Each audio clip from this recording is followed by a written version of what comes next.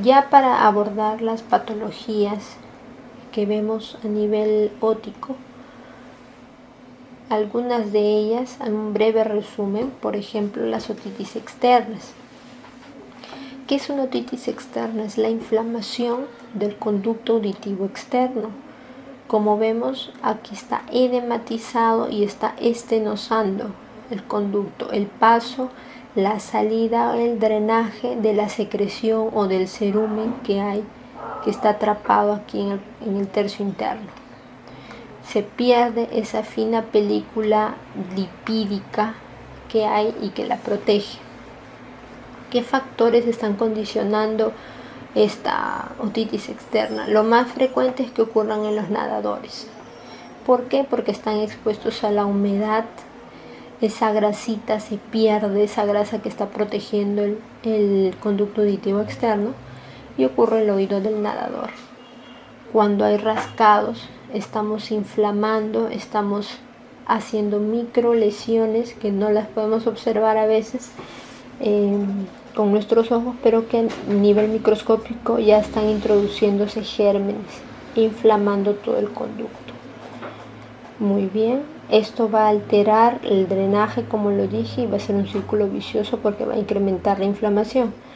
¿Qué otros factores de riesgo, aparte de estos, que son los más comunes? Que es que el paciente sea un paciente inmunocomprometido, diabético, paciente con VIH, estadio-SIDA, pacientes en tratamiento oncológico, pacientes con dermatitis que están constantemente con inflamación de la piel, del conducto auditivo externo.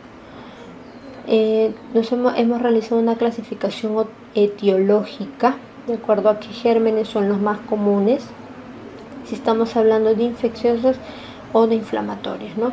Si estamos hablando ya de infecciosas, tenemos agentes bacterianos, agentes fúngicos y virales. Si estamos con respecto a los bacterianos, la infección puede ser circunscrita a algunos folículos pilosos o un folículo piloso, o difusa, cuando ya toda la piel del conducto auditivo externo se ha afectado. Hay otra patología que es la infecciosa, que es la otitis externa maligna, que también es una enfermedad poco frecuente, pero es grave y hasta mortal.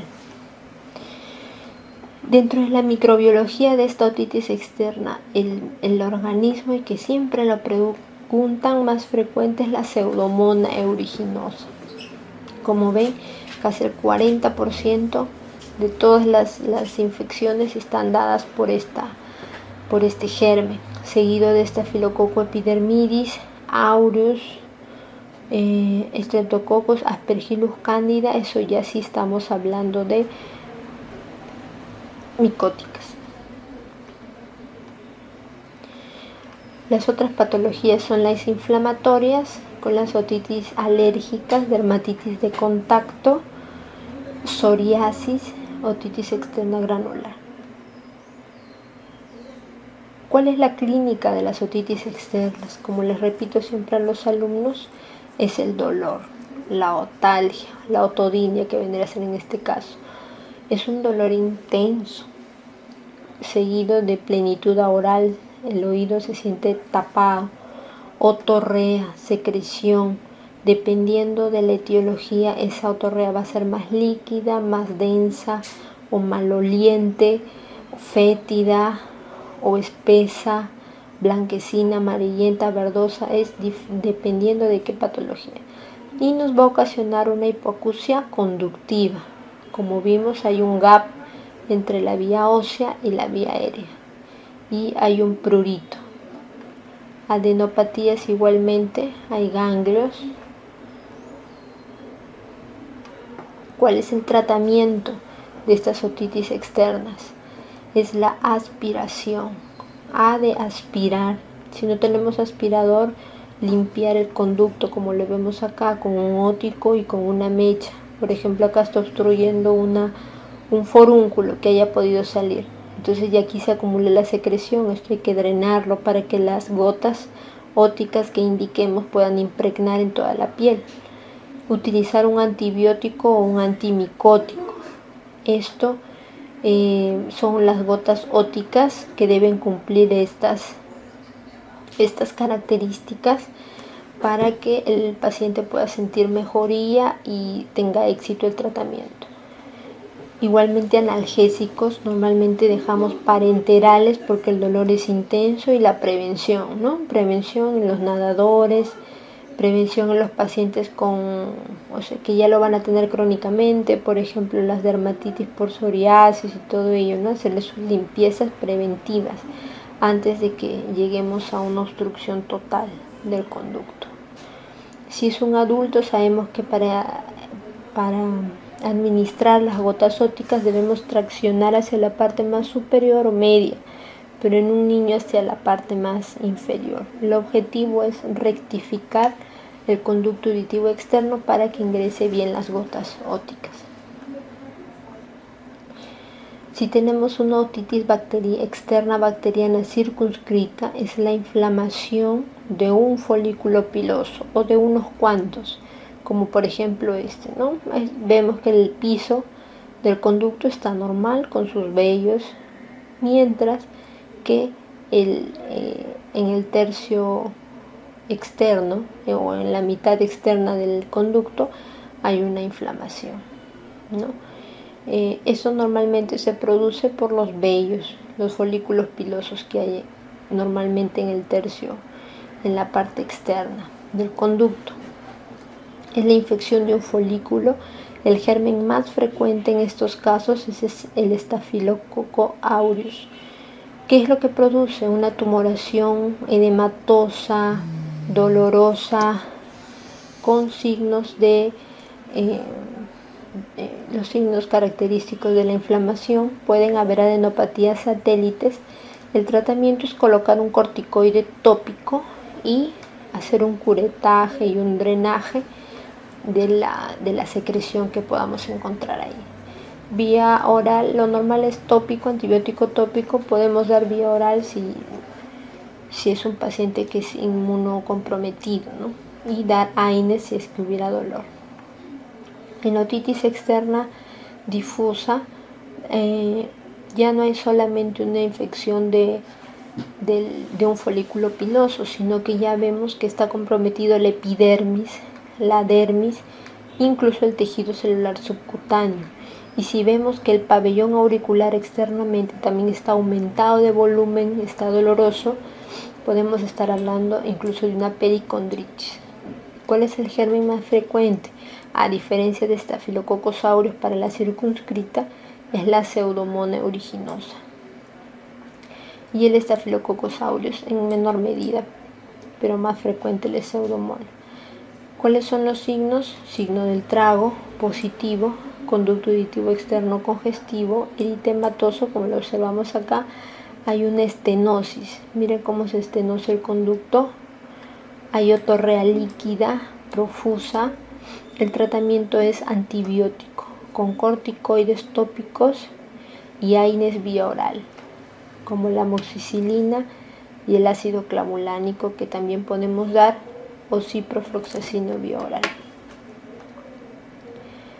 Y si estamos hablando de una otitis externa maligna o necrotizante, estamos hablando de una osteomielitis a nivel del hueso temporal.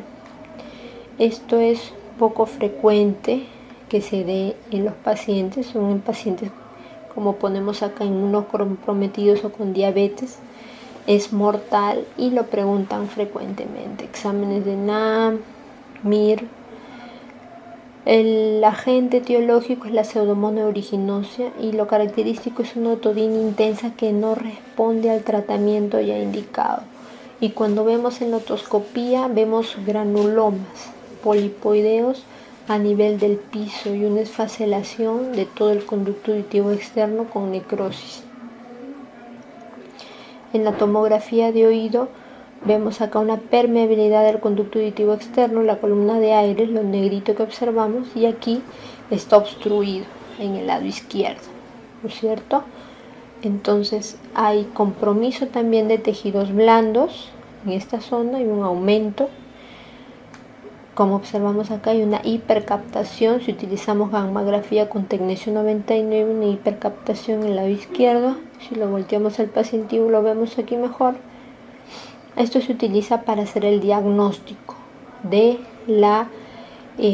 los focos activos que pueden haber de infección, gammagrafía. Pero si ya queremos saber si hay resolución de la patología, porque esto puede mantenerse activo mucho tiempo, tenemos que tomarle el galio 67 con galio 67, y eso es lo que nos va a determinar si está activo todavía o si ya está resuelto. Muy bien.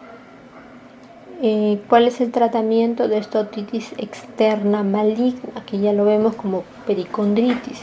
Un control riguroso de las glicemias. Si es un paciente diabético, mientras no controlemos la glucosa, va a continuar. Antibiótico terapia endovenosa 6 semanas. Un imipenem, meropenem, cipro, ceftazidima, cefepime y cirugía de debridamiento. Si estamos hablando de una otomicosis, lo que quiero que recuerden y lo principal que hay en esta patología es el prurito. Puede haber dolor, pero lo principal es el prurito intenso, otorrea, antecedente también de humedad, pacientes que van a los saunas, y los gérmenes etiológicos encontrados es el aspergillus y la cándida. Como vemos acá, es como un algodón blanquecino, cándida.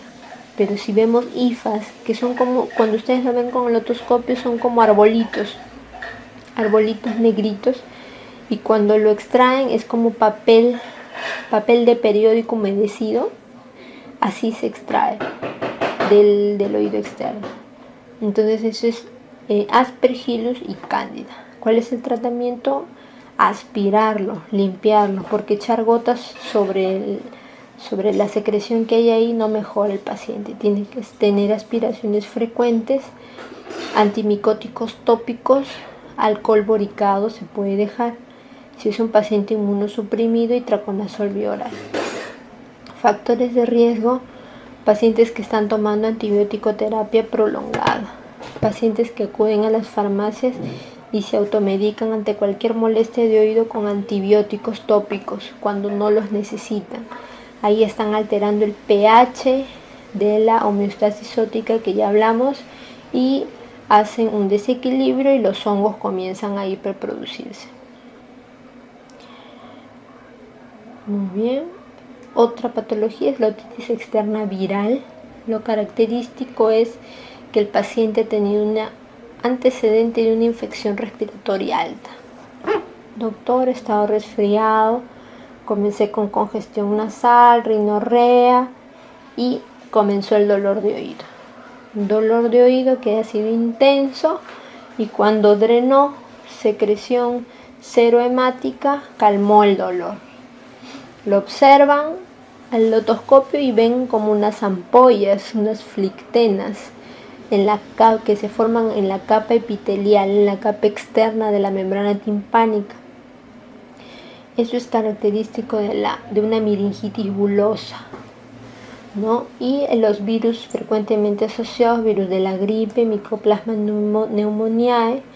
El tratamiento es colocar un anestésico tópico a nivel del conducto auditivo externo, drenar, hacer una miringotomía bajo microscopio y calma el dolor, ¿no? De ahí podemos colocarle antibióticos y corticoides tópicos. Otra otitis externa viral, pero como vemos ya es más en conducto, es el herpes simplex el producido por el herpes simplex tipo 1, pacientes inmunosuprimidos es frecuente. Hay otalgia también, hay prurito, costras, no hay afectación neurológica. Tratamiento de ciclovir tópico oral o analgésicos. Hay vesículas en el conducto auditivo externo, eso es lo característico. Herpes zóster, hay costras, es la reactivación, como dijimos, en el ganglio geniculado del nervio facial de virus de varicela zóster que hemos adquirido anteriormente, ¿no? Puede presentarse parálisis facial, ayotalgia intensa con prurito y estas costras, vesículas cutáneas en la concha y en el conducto y en la membrana timpánica. Tratamiento de ciclovir tópico, oral, corticoides también indican vitaminas, sobre todo para la regeneración nerviosa, vitamina B1, B6, B12. ¿Qué otras complicaciones podemos ver de estas otitis externas? Pericondritis, como dijimos, si ya se está haciendo una otitis externa difusa abarcando ya pabellón auricular con cartílago, pericondritis. Oreja en coliflor, pacientes que han estado constantemente con pericondritis, con otitis externas que afecten el pabellón auricular, o pacientes con otohematomas, constantes traumas que han dejado al cartílago sin la nutrición del pericondrio y este ha comenzado a reabsorberse y perder la forma que tenía. Mastoiditis agudas, esto lo observamos sobre todo en complicaciones de la otitis media también, si es que fuera una otitis que ha ido avanzando. Por ejemplo, en niños hay un abombamiento de la región retroauricular y el pabellón auricular tiende a ir hacia abajo y hacia afuera, a diferencia del normal, ¿no? Entonces hay que evaluar la región retroauricular también. La otitis media aguda, la definición es una inflamación de la mucosa del oído medio. Diagnóstico es preguntar antecedentes que puedan haber habido en el paciente, si ha tenido alguna infección respiratoria alta, cómo comenzó el cuadro, qué fue previo al dolor de oído, porque a veces vienen por el dolor de oído pero ha habido algún cuadro previo. Si realizamos la otoscopía neumática, que es observar con el otoscopio e insuflar aire, vemos que la movilidad de la membrana está disminuida. Igualmente, miringotomía se puede realizar si es que hay una colección que no se reabsorbe con el tratamiento vía oral y una timpanocentesis, ¿no? Lo ideal sería que siempre se cultive esa secreción. ¿Qué es lo más, el agente etiológico más implicado? El Streptococcus pneumoniae o el neumococo. Eso también lo han preguntado frecuentemente. Otitis media aguda, agente etiológico, germen más frecuente. ¿Qué germen se puede aislar más frecuentemente? Streptococcus pneumoniae. ¿Qué es lo que nos provoca la otitis media aguda? Otodinia, otorrea, hipoacusia conductiva, como vemos acá el gap entre la vía ósea y la vía aérea, fiebre, y hay sintomatología sistémica, irritabilidad, anorexia, náuseas, vómitos, diarrea, fiebre. Eso es lo característico de la otitis media aguda. Antecedente de infección respiratoria alta previa y sintomatología sistémica, ¿no? Aparte del dolor, que el dolor lo podemos encontrar en una otitis externa también, pero esto es lo que diferencia. ¿Qué fases hay en esta otitis media aguda? Este es un oído normal, membrana timpánica normal, brillo, mango del martillo, un oído derecho. Lo que observamos acá es la fase hiperémica. Vemos una congestión, un aumento de la vascularidad, sobre todo a nivel del mango del martillo, de la pars flácida. Una fase exudativa, ya podemos observar un nivel de la secreción que deja nivel hidroaéreo. Hay un nivel de agua y un nivel de aire, de líquido. Y una fase supurativa, ya cuando se forman microperforaciones a nivel de la membrana timpánica y comienza a drenar, a trasudar la secreción desde la caja timpánica hacia el conducto auditivo externo. ¿Qué tratamiento indicamos en la otitis media aguda? Si estamos con un diagnóstico evidente, con bastante seguridad de tratarse una otitis media aguda, corroborada por la historia clínica, la otoscopía que le realizamos al paciente, indicamos de 80 a 90 miligramos por kilo por día, repartida cada 8 horas, de 7 días normalmente. Si hay fracaso a las 72 horas, que es lo que también preguntan, y lo que hay que recordarle a los familiares es que hay que esperar que haga efecto el antibiótico, ¿no? Si al primer día no bajó la fiebre o sigue con los mismos síntomas, no le vamos a estar cambiando el medicamento, ¿no? Podemos esperar hasta 3 días, podemos cambiar a amoxicilina ácido clavulánico en la relación de 8 a 1, 80 miligramos de amoxicilina por kilo por día, repartida cada 8 horas, de 5 a 10 días. Si el niño tiene mayor de 2 años sin factores de mal pronóstico, podemos reevaluarlo a las 48 horas. Si es un niño con afectación intensa, ya hay una fiebre de más de 39 y un notalgia importante, o es un niño menor de 6 meses, podemos empezar con amoxicilina con ácido clavulánico de 8 a 1, 80 por kilo por día, cada 8. Si falla la respuesta clínica, de 48 a 72 horas de tratamiento. Timpanocentesis, si es un niño con un posible OMA, entonces mejor es la conducta expectante, ¿no? Manejarlo con analgésicos. Si hay otra sintomatología de congestión nasal, algunos antihistamínicos, incluso corticoides también se indican para disminuir la inflamación. Niños con alergias a penicilinas, si no es anafiláctica, cefpodoxima, pero si es ya una reacción anafiláctica, sí cambiarlo totalmente, ¿no? Acitromicina o claritro, y valorar si es necesaria una timpanocentesis. Esta es la otitis media con efusión. Vemos acá niveles hidroaéreos, una burbuja. Tenemos que iniciar con terapia antibiótica para otitis media aguda para tratar de esterilizar esta secreción. Gotas nasales vasoconstrictoras para mejorar la ventilación y la inflamación a nivel de la trompa de Eustaquio y que pueda drenar adecuadamente toda la secreción hacia la nasofaringe. Se puede indicar antihistamínicos orales, ejercicios de Valsalva. Como observamos, estos son los cuadrantes. ¿Y qué es lo que vamos a realizar? Miringotomía en esta área no está indicada. Donde está indicada es a nivel del cuadrante antero-inferior, ¿no? Colocar tubos de ventilación si es que persiste la formación de niveles hidroaéreos, a pesar de que ya dimos tratamiento antibiótico, a pesar de antihistamínicos, a pesar de corticoides que también se puede agregar. Y si realizamos una meringocentesis, aspiramos y se vuelve a obturar, a llenar de secreción, es donde se colocan los tubos de ventilación, ¿no?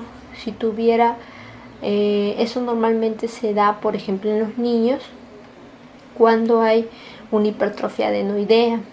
Eso obstruye el drenaje de la trompa de Eustaquio y hay una otitis media con efusión. Y en adultos, sospechar cuando es unilateral, una otitis media con efusión, que hubiera algún tipo de tumoración nasofaringea. Entonces, bajo vía microscópica se realiza miringotomía, se aspira secreciones y se coloca tubo. ¿Cuál es el objetivo? Ventilar el oído medio. Aquí es donde se coloca cuadrante antero-inferior. Cuadrante antero-inferior, ¿qué es lo que hace el tubo de ventilación? Ventilar el oído medio, ¿no? Una adecuada ventilación hace que baje la inflamación a nivel de la caja timpánica y que haya acumulación de líquido a este nivel. ¿Qué complicaciones me pueden traer las otitis medias? Intratemporales. La más frecuente es la perforación timpánica. Esto también lo han preguntado. ¿Cuál es la complicación de una otitis media aguda más frecuente? Perforación timpánica. Si ya estamos hablando de cronicidad, la mala ventilación, la presión negativa incrementada en la caja timpánica puede provocar retracciones de la membrana, donde dijimos que se retraía más frecuentemente a nivel de la pars flácida, ¿no? Porque tiene 2 capas nada más, pero puede retraer o atelectasiarse, se llamaría, en el resto de la pars tensa también. Destrucción auricular, se reabsorben los huesos de la cadena auricular con destrucción. Tímpanoesclerosis, son placas blanquecinas que se depositan en diferentes áreas de la caja timpánica, o miringoesclerosis, que se depositan en la membrana timpánica también, y lo que hacen es disminuir la movilidad de la membrana o la sonoridad de la caja timpánica, y con eso pueden bajar un poco la audición. Colesteatoma. Colesteatoma es la presencia de tejido epidérmico a nivel del oído medio. Esto se da por una retracción timpánica importante que ha hecho que la capa externa de la membrana timpánica se encuentre en el oído medio, y lo que ocurre es que ese tejido epidérmico se va a comportar como una tumoración que va a comenzar a hacer lisis de todo lo que encuentre en su camino, y aumenta de tamaño este colesteatoma y va a afectar a la parte ósea, va a afectar el nerviosa, puede llevar a un abscesos cerebrales, como vamos a ver más adelante. Mastoiditis, acumulación en el hueso mastoides de secreción. Petrositis, una infección de ya el hueso temporal. Laberintitis, parálisis facial. Abscesos retroauriculares, cigomáticos o abscesos de Bezold. Intracraneales como meningitis otogénicas. Estos van normalmente con hipoacusia neurosensorial. Abscesos cerebrales, trombosis del seno lateral, infarto venoso cerebral, hidrocéfalo otógeno. Son las diferentes formas como puede migrar una infección de oído: meningitis, tromboflebitis, absceso de Bezold, superiósticos. ¿Cómo comparamos estos cuadros de otitis media? Otitis media aguda, si hacemos la otoscopía vamos a encontrar un enrojecimiento, y y puede haber niveles, incluso si estamos en una fase donde hay ya un exudado, supuración, hay dolor. Es en niños lo más frecuente. El tratamiento es antibióticos orales. Si es una otitis media serosa, en la otoscopía encontramos una secreción, un derrame, pero que es estéril, no es purulento. Síntoma principal: hay una baja audición, no hay dolor. Este es crónico. Edad típica: niños. ¿Cuál es la causa? Hipertrofia adenoidea normalmente. Tratamiento estándar: observación, y algunos incluso realizan drenajes y colocación de tubos de ventilación. Otitis media crónica supurativa. ¿Qué es lo que encontramos en la otoscopía? Hay una perforación timpánica. El síntoma principal: baja audición y otorrea no fétida. Otorrea pero sin mal olor. Edad típica: adolescentes y adultos. Tratamiento: gotas y cirugía de timpanoplastía, por ejemplo, para recuperar la membrana timpánica, ¿no? Colesteatoma. El colesteatoma es el contenido, como le dije, del tejido epidérmico en oído medio. Este tejido epidérmico se forma como escamas blancas que van corroyendo todo el hueso y los nervios. Entonces hay hipoacusia, y la otorrea, a diferencia de una otitis media crónica no supurativa, es la fetidez, el mal olor. La edad típica, esto sí es más en adultos. También hay colesteatomas congénitos, por si acaso en niños, pero lo más frecuente es en adultos. La cirugía: extirpación quirúrgica. ya sea a través de mastoidectomías, petrosectomías, pueden hacerse de manera endoscópica o retroauriculares, como se hacen convencionalmente. Muy bien, con esto estamos avanzando en la parte de otológica, la parte toda auditiva, pero también hay una parte vestibular, de la parte auditiva y vestibular. Entonces, lo más frecuente preguntado es el vértigo posicional paroxístico benigno. Este vértigo es aproximadamente el 18-19% de todos los pacientes que han consultado en un lugar de referencia en Alemania. Por ejemplo, este es de literatura alemana.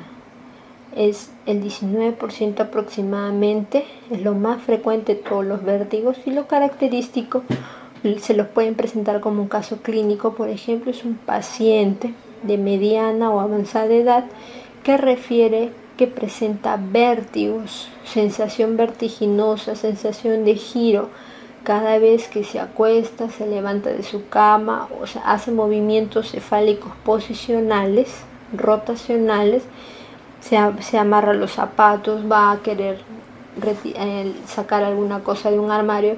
Ahí es cuando presenta esos vértigos que son de segundos de duración y que ceden espontáneamente sin hacer ninguna otra maniobra.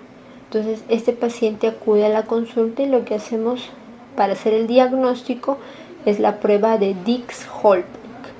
Hacemos la prueba de Dix-Hallpike, lo echamos al paciente, como ven acá, esta señora que está echada, y lo que buscamos es movilizar estas otoconias. Ayudados por la gravedad, lo que buscamos es que la otoconia, al momento de movilizarse, la otoconia es como piedritas que nos dan la posición de la cabeza en los conductos semicirculares y que se han soltado. Entonces, al movilizarla, el paciente va a comenzar a producir un nistagmus.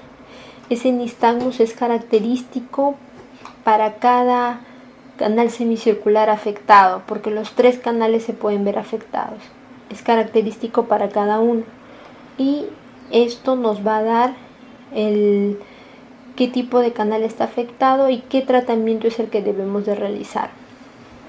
Si el canal posterior está afectado, lo vamos a movilizar, luego volteamos la cabeza para un lado, de costado, y luego lo sentamos. Entonces lo que hemos hecho es reposicionar esa otoconia, como vemos acá, y volverla a su sitio, las partículas, ¿no? Y eso es curable, ¿no? El paciente siente una mejoría muy importante.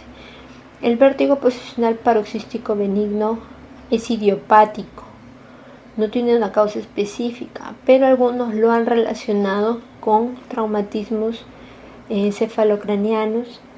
Por ejemplo, cuando el paciente asiste al dentista y fresan pues la dentadura, y esos movimientos hacen que se suelten las piedras, y justo junto con la posición se sueltan. Entonces al paciente hay que preguntarles, pero en las preguntas que nos realizan en los exámenes nos pueden decir cuál es el vértigo más frecuente. Es el idiopático, algunos lo ponen, ¿no?, que vendría a ser el vértigo posicional paroxístico benigno. Otras causas es el vértigo fóbico, vértigos centrales, vestibulares y el Meniere, que es lo que vamos a ver a continuación. Esta enfermedad de Meniere es una enfermedad multicausal que, para entenderlo en pocas palabras, es una hipertensión al oído.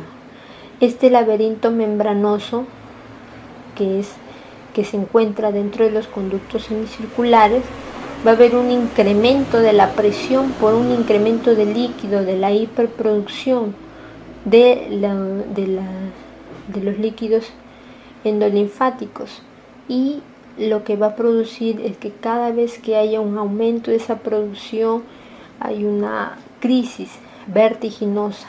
Estos vértigos pueden durar desde 20 minutos, a diferencia del posicional que eran segundos. Estos pueden durar 20 minutos a horas de duración. Y lo que acompaña a esta sensación vertiginosa con náuseas, con hipoacusia. Esta hipoacusia en estadios iniciales es una hipoacusia en graves, nada más. Pero conforme avanza la edad y avanza la enfermedad, ya se va afectando todas las tonalidades. Como ven acá, es una hipoacusia que afecta todas las tonalidades ya en las fases tardías de la enfermedad. Entonces el paciente refiere vértigo, refiere hipoacusia, puede referir sensación de plenitud aural, sensación de que el oído está tapado.